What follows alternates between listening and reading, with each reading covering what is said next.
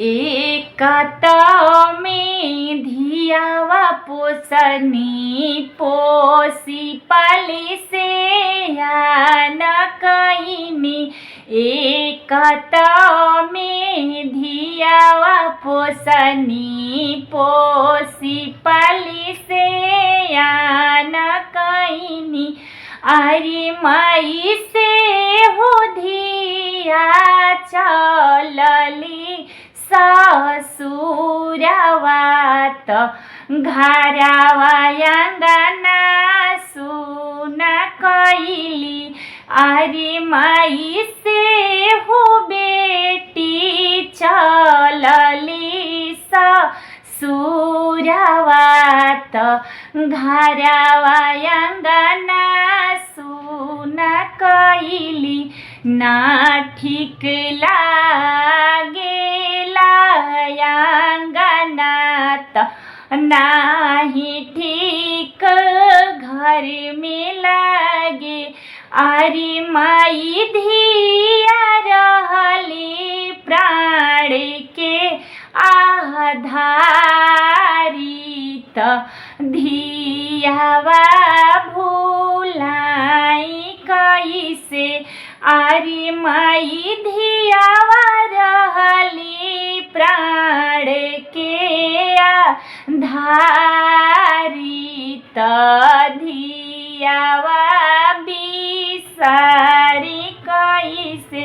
ना ठीक लागेला खानावा ना ठीक हमारा पानी लागे। अरे माई धिया रहली पापा के दुलारी त धियावा भूलाई कैसे। अरे माई बेटी रहली चाचा के दुलारी त धियावा भूलाई कैसे। सासू के बतिया सही है कैसे। ननद के संगिया रही है कैसे। गोतिन के बतिया सही है कैसे।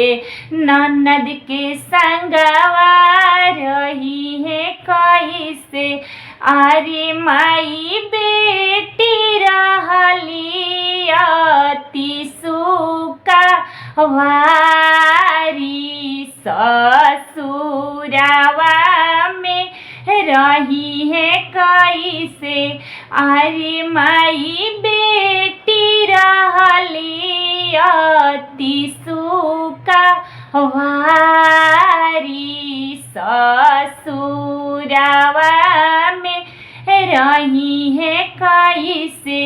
एक में धियावा पोसनी पोसी पली से न कईनी। अरे माई से हो बेटी चलली ससुरवा त अंगना घरवा सुन कईली। अंगना घरवा सुन कईली। अम्मा के गोदिया सुन